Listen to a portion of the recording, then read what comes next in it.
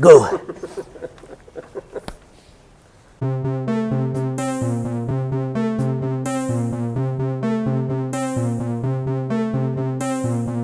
Et le théâtre robotique, comme dirait Jean-François Perret, je ne sais pas ce que c'est que le théâtre, il est encore à inventer. Enfin bon, en l'occurrence, le théâtre robotique, là pour nous, c'est on a des robots, hein, on les met sur une scène là comme ça, avec un acteur, et puis on voit ce qui se passe.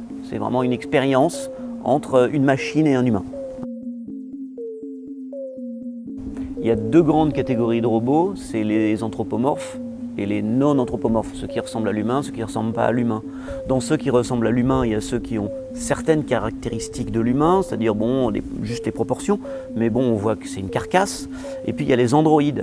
Alors là, c'est un peu plus compliqué, c'est des robots qui sont censés reproduire la forme humaine, y compris jusque dans la peau, les cheveux, et même au niveau du langage. Mais le langage, c'est plus compliqué parce qu'il y a encore des problèmes de désynchronisation vocale, donc on voit que C'est des machines.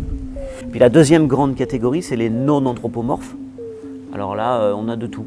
On a des robots zoomorphes, des animaux de la jungle, comme on voit chez le marionnettiste israélien Amit Drori, ou on a des robots comme chez Bill Vorn, le roboticien canadien, qui est cette espèce de machine invraisemblable, un peu monstrueuse, qui sont vaguement ressemblantes à une sorte d'animal qui pousse des cris, des gémissements, qui produisent du son, de la lumière. Ça dépend s'ils ont des capteurs. Alors il y a des capteurs de mouvement, des capteurs de son. Par exemple, on va mettre un petit robot dans l'espace et puis il va se retrouver face à un mur. Là, il aura, selon sa programmation, il aura un choix de réaction programmé, soit reculer, soit tourner à gauche, tourner à droite. Et puis, il y a de l'aléatoire aussi là-dedans. Il ne fera pas toujours la même chose quand il se retrouvera face à son obstacle. Alors, l'obstacle, ça peut être un mur ou ça peut être un humain. C'est là qu'on peut imaginer qu'il y a interaction, ou du moins illusion d'interaction. Ah ben parce que ça m'amuse. J'ai fait une reprise d'études il y a quelques années et puis j'avais vu des spectacles qui s'appelaient spectacles de théâtre sans acteurs. Par quoi on remplace les acteurs s'il n'y a plus d'acteurs? Il y a toutes sortes de tentatives, de la marionnette jusqu'au théâtre d'objets. Et alors dans tout ce spectre-là, il y avait les robots. J'ai vu des spectacles avec des robots.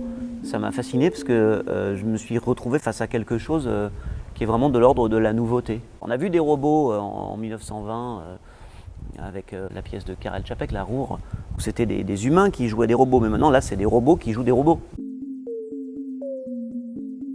Je travaille dans le cadre de cette recherche sur un spectacle que j'ai appelé Roure 2, pièce robotique, qui est en fait un cabaret où on a plusieurs tableaux. Un danseur qui danse avec une pince robotique.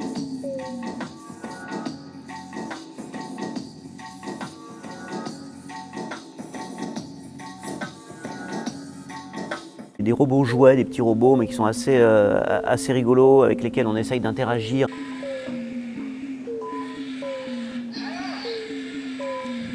Yann, ça marche pas vraiment. Excusez-moi, hein, mais Yann. Alors ça marche pas parce que ces robots sont incapables d'interagir en fait, mais bon, c'est l'idée qu'on pourrait interagir et qu'est-ce qui se passe si on n'interagit pas. Il y a une espèce de mise en abîme et donc c'est des courtes pièces. On a aussi travaillé à partir de textes contemporains qui sont très intéressants, qui nous permettent d'imaginer comment on pourrait illustrer la pièce et quelle machine surtout, quelle machine on peut utiliser pour ça.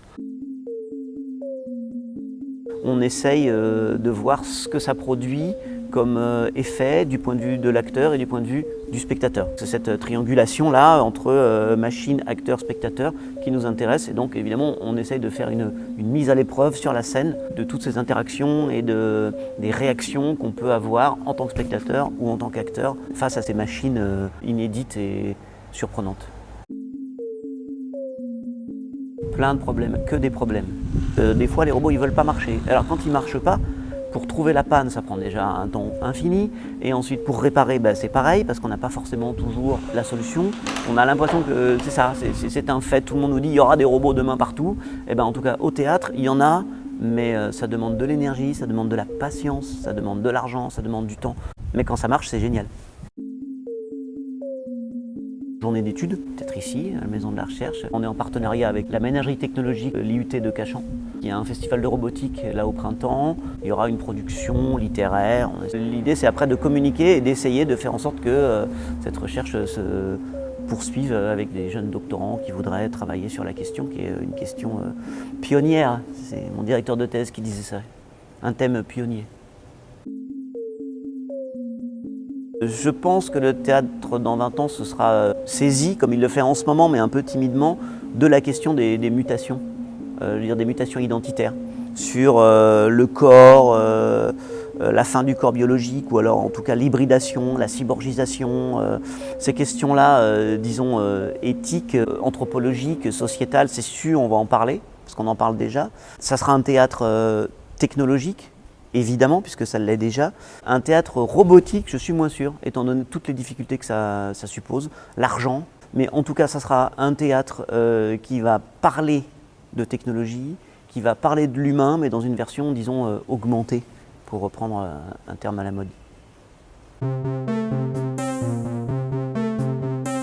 Je pars de la base, hein, je conseillerais Rossum's Universal Robot, qui est, on peut dire, d'une certaine manière, la première pièce robotique qui date de 1920, écrite par un dramaturge tchèque qui s'appelle Karel Čapek, qui, à cette occasion, enfin c'est pas lui, c'est son frère, a inventé le terme robot, qui vient du tchèque robota, qui veut dire travail pénible ou esclave aussi.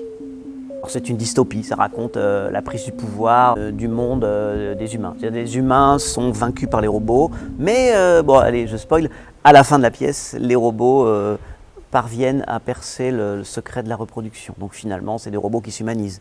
Mais les humains disparaissent quand même. iRobot de Isaac Asimov, c'est le volume 1 du cycle des robots.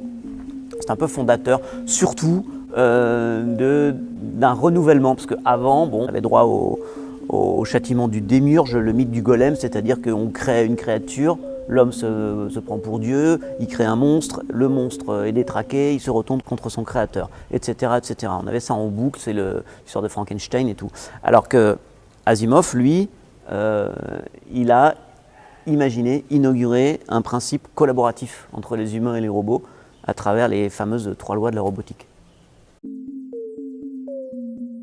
Un petit film indépendant américain qui s'appelle Robot and Frank. Le réalisateur, c'est Frank Langella.